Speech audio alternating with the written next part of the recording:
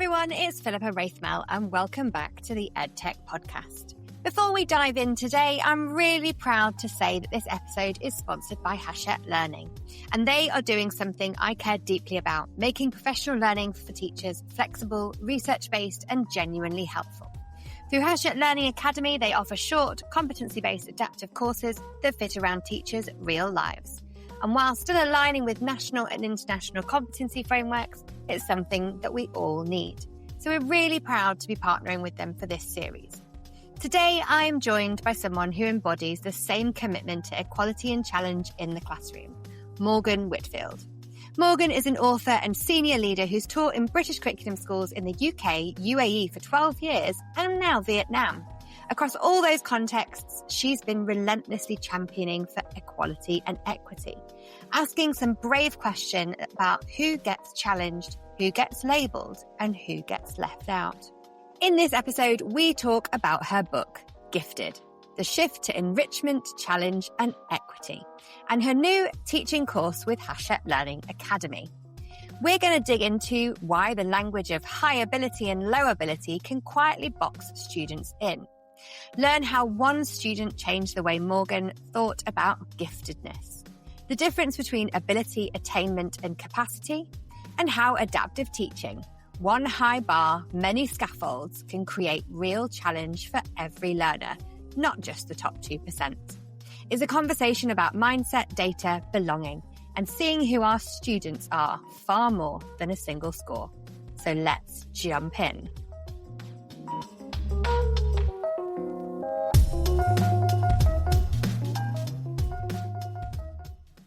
Hi and welcome, Morgan Whitfield, to the EdTech podcast. Can you start by please introducing yourself to our global audience and telling us a little bit about your background in education? Philippa, thank you so much for having me. It's so lovely to be here. I am an author. I am a senior leader. I have taught in British curriculum schools for years. I have taught in the UK, 12 years in the United Arab Emirates, and right now I am in Vietnam. I've held various roles, but my favorite role is something that I'm really passionate about, which is always a champion for equity, which is what a lot of my books have to do about, which is what the course that I've done for Hachette Learning is about, all about how we can challenge every single learner.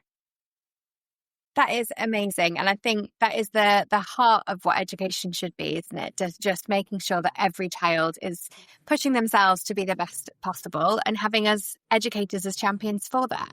So you talk a little bit about the books that you've written. So how did your first idea come about? What was it that made you want to write this book? And tell us the titles and things like this around your book too. Yeah, so my book, the book that came out in 2024 is Gifted with a huge question mark. So Gifted, The Shift to Enrichment, Challenge and Equity. And the reason it's a huge question mark is I really want to emphasize and underline the fact that giftedness is something that we think has gone away and disappeared when in fact it is very much present and exists in the structures that we have in schools today.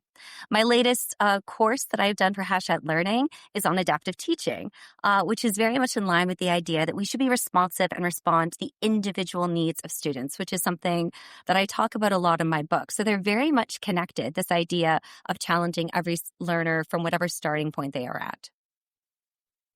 Amazing. And I have to say, I love the cover. It's so powerful and it wouldn't shout to me as being like necessarily an education book. So I think it really draws people in that way as well, which is fantastic. So you talk about, meeting learners where they are, finding out the individuality of them. So give us a little bit of insight into that. What are the sorts of things that you discuss in your book to help others to understand how to do that? I think it's really interesting. One of the reasons that I wrote the book was it started with one student. So one student in one class. And his name was Luca. And I remember the very first lesson that I had with him in geography, he sat down and he was so excited about the subject. He was literally bouncing out of his seat. He would raise his hand constantly. He had been studying things about climate change all summer and was so proud to share it. And his enthusiasm was just contagious. It felt like he had ignited curiosity in the entire class. And after that lesson, I looked up Luca to see where he was. I looked at his past exam results. I looked at his previous reports. I looked at his standardized data. And he was a middling student who was noted for having behavior difficulties. He was not someone who would ever be flagged as gifted, which is something that my school had at the time. Giftedness was something that you would target students as a strategy for challenge. And it seemed very exclusive. And I began to question this because Luca was definitely a student who would never be identified as having high ability. But he very much was someone who could benefit from challenge. So Luca was kind of the beginning of that journey. And then I had one other conversation with a teacher friend, a colleague, about a week later. And she was saying that their school had recently put together a really great program for what she called their high ability, high aptitude learners. And she had given them this name, and this is what the school had titled what they thought were the students who needed the most challenge. And they had developed this incredible program where these students would be working on a special STEM project to design facilities for their auditorium. It was really amazing. And we were talking about how to best build this program, how to develop it. But then I remember looking at her and saying, well, how come you just have these students involved with it? And how have you selected them? And she said, well, we just look at their cognitive ability testing and we take the top 2%. And I remember thinking, oh my goodness, this is such a great opportunity that so many kids are not being selected for.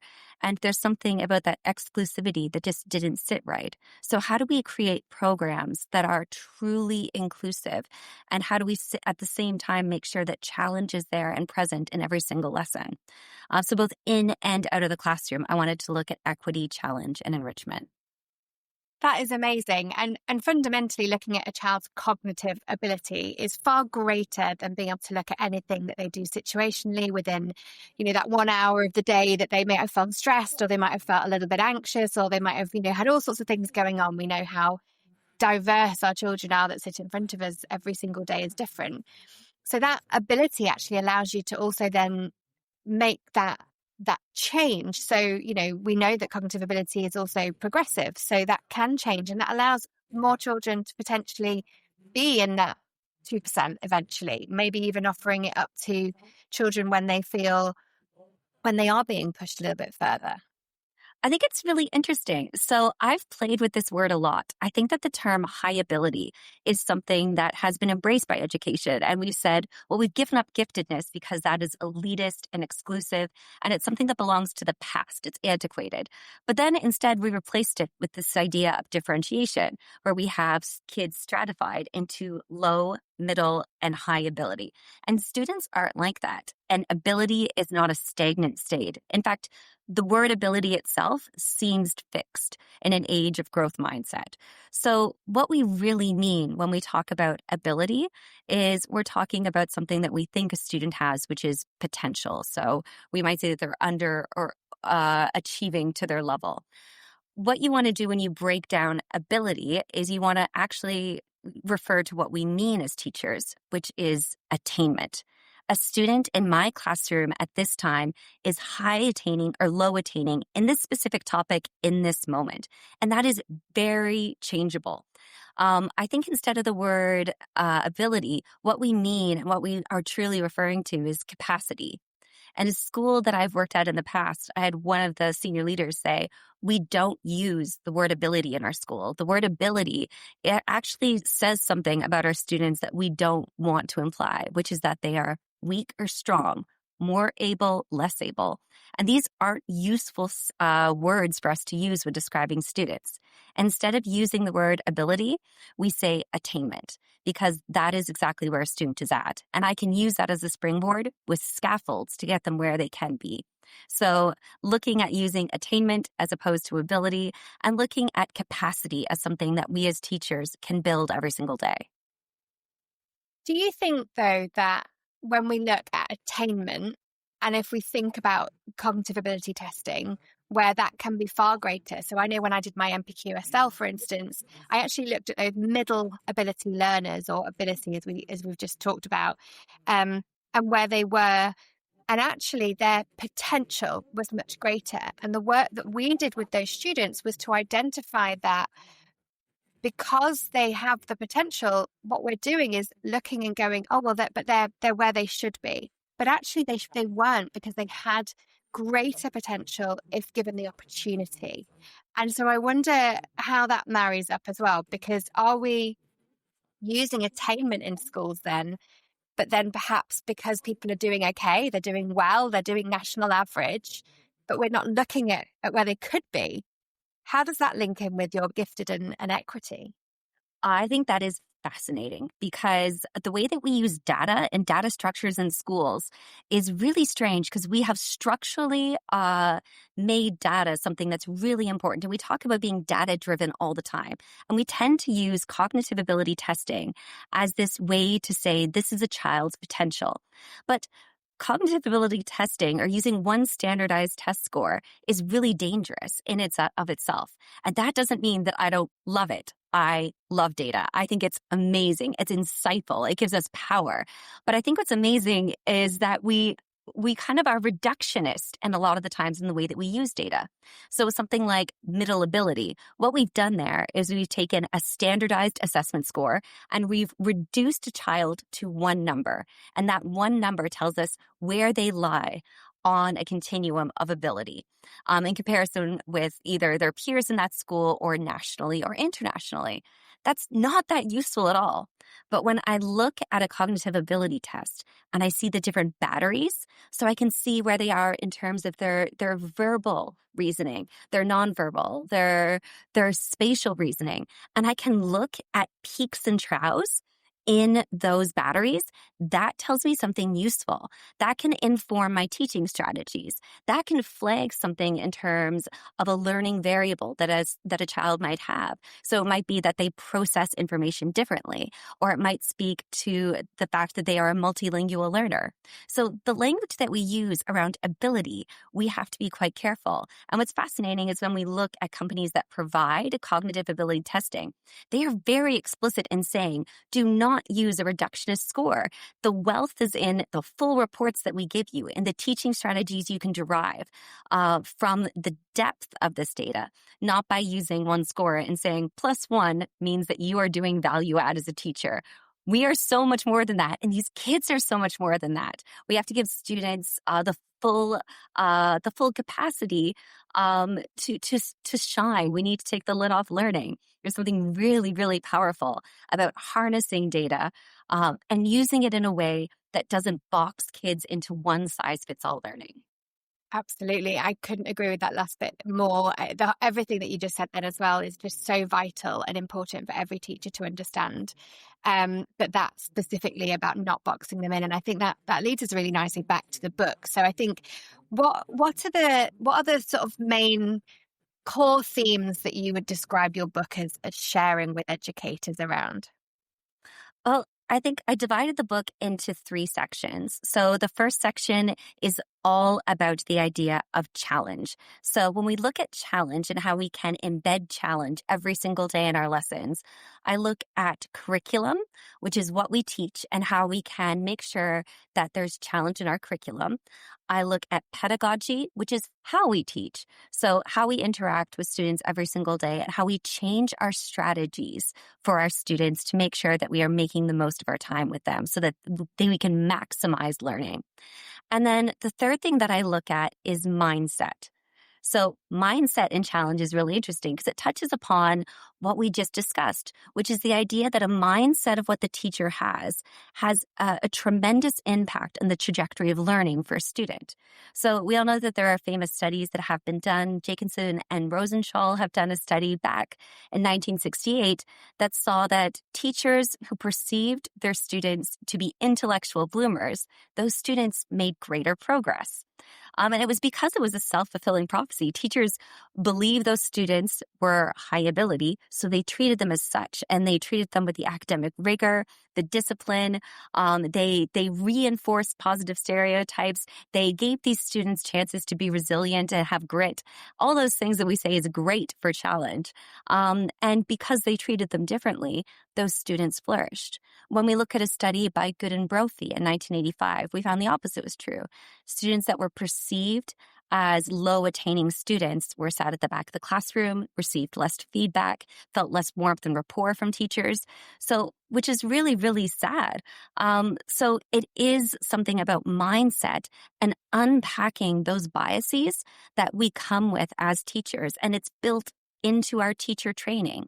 We're taught to differentiate as opposed to be adaptive. So we're taught right at the very beginning, I pitch my lessons, pitch them at middle ability, and then I do something different for high ability and something different for low ability.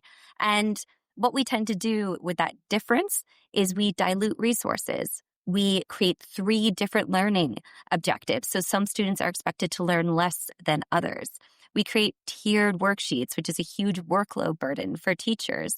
And that kind of says, I expect less from you. So to the student who's sitting at the table that gets a different worksheet, it says, I don't expect you to handle the complexity of this problem. And those are subliminal messages that students definitely receive. We have to change our mindset so that they receive the other message. Everything is worth a go. You can handle complexity, novelty. You should be able to explore this topic with its full richness. So yes, I think that mindset is a huge, huge driver. And then I spend the rest of the book looking at how we can enrich outside the classroom and this connection to equity, because equity is really foundational. And again, this drives our mindset as teachers. Equity is something that we want because education is fundamentally something that can change entire societies, that can change the direction of the future. And this is something that we as teachers, we need to know and understand the issues of equity and how that can be unpacked and used in our classroom for the better. Hachette Learning Academy is a growing suite of interactive online CPD courses powered by adaptive technology, designed to bring the benefits of one-to-one coaching to every teacher. The Academy offers flexible, personalised professional learning that fits around busy schedules. Each course is built around a competency framework aligned with international teaching standards, helping educators strengthen the skills that drive effective teaching and lasting career growth. For more information, just visit www.hachetteLearning.com/academy. That's amazing. And I think it's really interesting. Part of me wants to say, why did you leave mindset to part 3? But I guess the normal narrative would be, well, we're setting the foundations and strategy of the book and the why and the reasoning and like you say, the pedagogy. But that mindset is a really interesting thing because, as you say, teachers are being taught this. We're being taught in this way through PGCEs, through NQTs, through all these different things, early qualified teachers.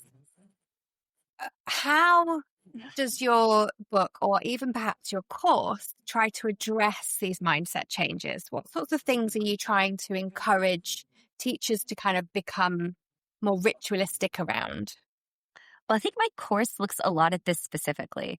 So one of the things that we saw a few years ago was that the early careers framework in the UK changed so that we removed the word differentiation entirely, and we've replaced that with adaptive teaching. And that came out of things like the PISA report, which showed that when teachers were adaptive, students made a lot more progress in subjects like science. We started to explore that a little bit more. And I think what's really important is the word differentiation has been removed, but we shouldn't look at it antagonistically. Differentiation had this incredibly noble intention. The idea behind differentiation was that we should have resources to reach every single child in the classroom. We should make sure that there is a scaffold available for a child when they need it. We want to make sure that students find learning accessible, that the learning environment itself is holistic and inclusive. So differentiation is absolutely wonderful. The problem was that it was misapplied, and we misapplied it in those ways that I alluded to before. We started doing things like some can, most can, all can. And I laughed because it was for everybody.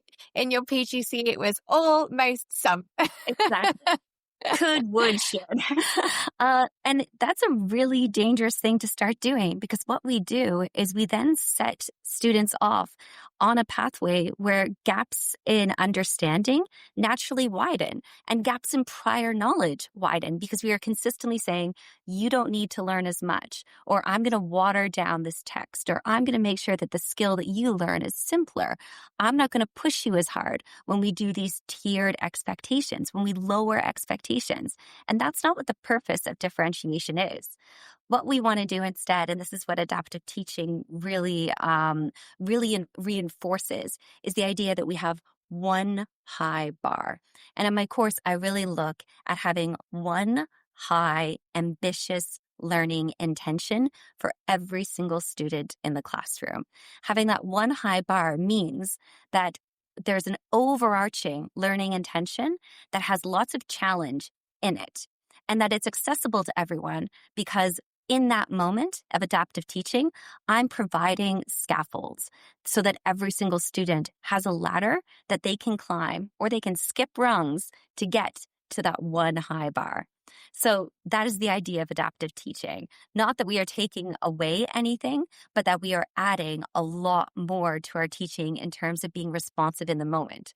We're not spending time fighting a photocopier to do 3 different versions of a lesson or 25 different versions of a lesson in one lesson. Instead, we are responding in the moment to students. And that is much more powerful, because in doing that, we build so much more rapport with students and understanding of what they actually need. Absolutely. It links right back to belonging and people feeling that they understand you. So you get more of a connection, you build more of a relationship with your teacher, and hopefully also build more of a passion for that child within that subject area, because they feel more understood. I think that's such a lovely way of going around it. And I think there's that whole teach to the top method, isn't there, of Tom Sherrington speaks around it a lot, of actually that is exactly where we should be doing. And being able to make sure we have high expectations of everyone. I think it's actually one of, isn't it, the first teaching standard is high expectations of all children and young people. And so I guess when we think around that, how would you hope that your book plays a part within change, within potential policy, within training? Obviously, this is a training course through Hachette Learning. Do you hope that this will be also recognised and seen by more teachers across the world, so that they can actually build this into their professional development? Yes. I think that there is such power in kind of, again, unpacking some of the words that we use, because, again, they are built into how we are taught to be teachers. They're built into some of our CPDs. And I think now we're at a point in education where we are deconstructing that. And we're saying, well, what is the true purpose? If our first expectation of teachers is to make sure that every single student has high expectations, how do we do that in every moment that we are in a lesson? It's interesting. The other day, I received a message on LinkedIn from a senior leader who said, we're going to be inspected soon. And we know that the inspectors want to see differentiation.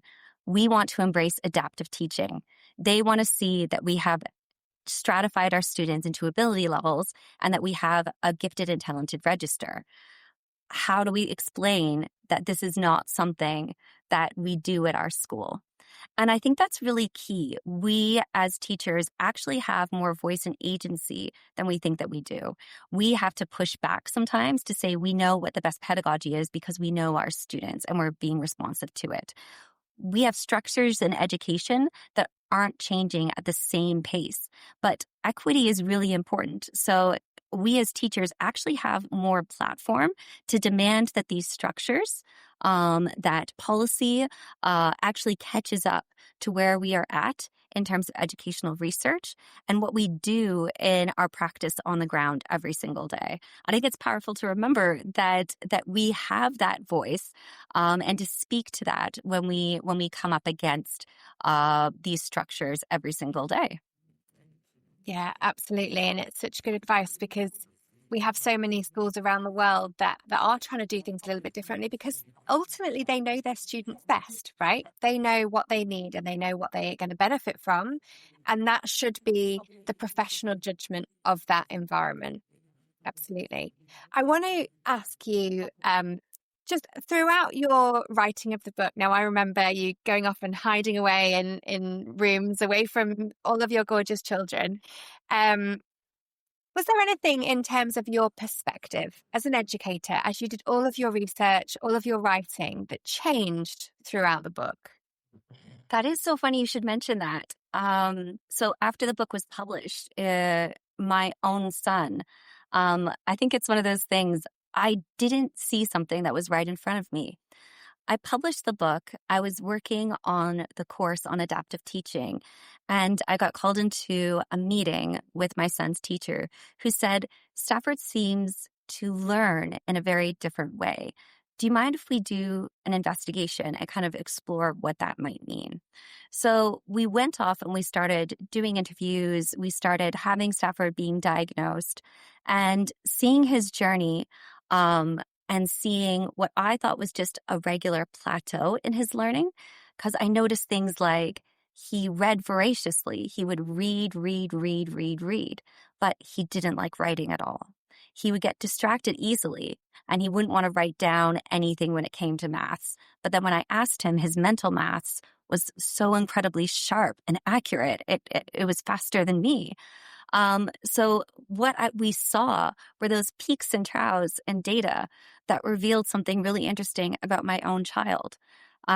So what I discovered through this process of going through this journey as a parent, as opposed to a teacher, made me more fully understand just how important it is that we identify and that we nurture our children in a way that is truly inclusive. My son is so proud that he learns differently. He calls it his superpower. And his diagnoses are interesting labels, but we don't really use them. We talk about how he has a special brain. And I think that framing is something that has become really important to us as a family and really important to me as a practitioner and a teacher. So yeah, my own personal journey, I had all the research in the world, but it was the personal experience that has really driven this home. That's amazing. And it's just so vital, isn't it, though, seeing them from different lenses, and it's wonderful that you got the opportunity, and also that you know that he is able to feel that way as well, because I think when we look at our children who have superpowers, it's really important that that is the narrative, and that also comes through the mindset change of teachers as well, which comes back to earlier points that we've discussed, because a negative connotation of any of those can be very difficult for children to then live with and deal with, and it's then their own narrative that they have to come out of the other side of it. So that's really important, and it's amazing that he's being so empowered. So thank you very much for sharing that with us.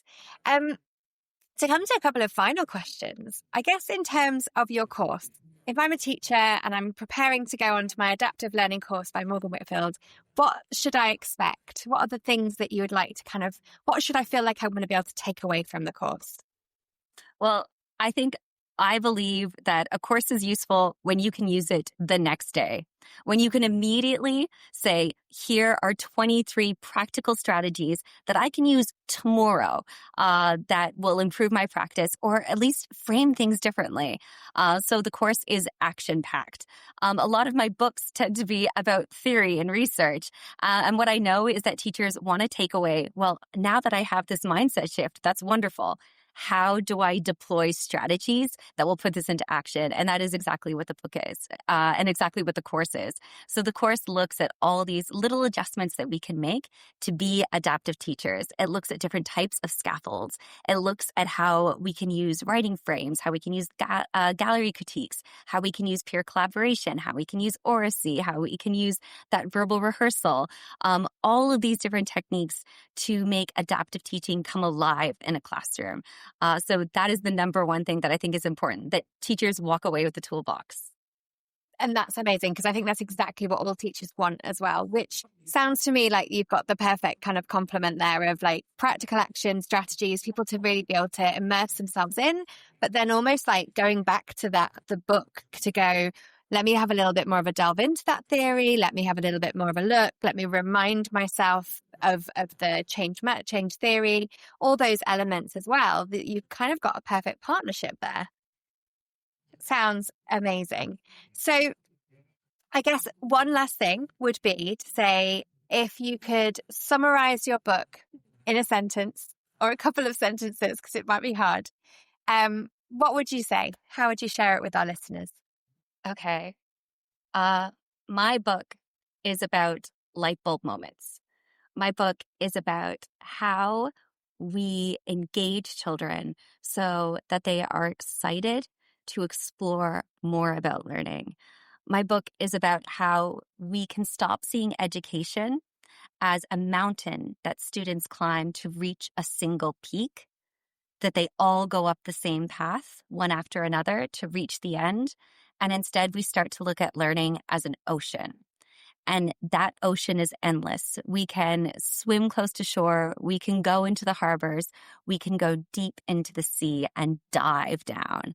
And I think it's that depth that we find so interesting. So that is how I want to change our perspective on learning as kind of endless possibility.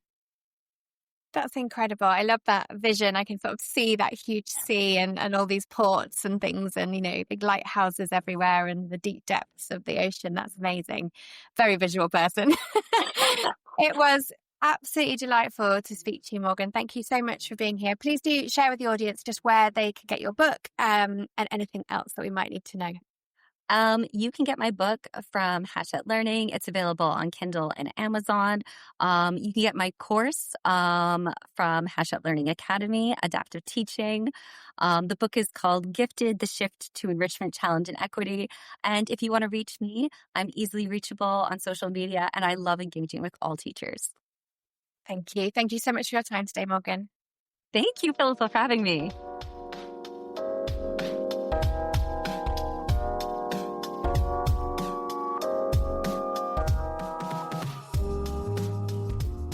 Morgan, thank you so much for having joined me today. It was an absolute joy and pleasure to speak to you. What I really love about this conversation is how it clearly reminds us that equity and challenge are not opposites. We can hold high expectations for every learner and design our classrooms so nobody is boxed in by a label like middle ability or low ability. A few things that really stand out for me is the shift from talking about ability to talking about attainment and capacity, and what that unlocks in our practice. The importance of using data deeply, not as a single reductionist score, but as a way of understanding how each child learns. And Morgan's vision of learning not as a single mountain with one peak, but as an ocean of possibility that students can explore in different depths and directions. If today's episode has sparked something for you, you can go further with Morgan's work. Her book is Gifted, The Shift to Enrichment, Challenge, and Equity. And her course, Adaptive Teaching, is available through Hachette Learning Academy, packed with practical strategies you can use in your classroom the very next day. We'll link the book and the course in the show notes, along with Morgan's social medias, so you can continue the conversation with her. And once again, a huge thank you to Hachette Learning for sponsoring the episode and for investing in professional learning that's adaptive, evidence-based, and respectful of teachers' time and expertise. We're genuinely proud to be partnering with them. If you've enjoyed this episode, please share it with a colleague, leave a review, or tag us on social media with your reflections, especially if it's made you rethink how you talk about ability, challenge, and equity in your own context. Until next time, thanks for listening. I've been Philippa Wraithmell, and this is the EdTech Podcast.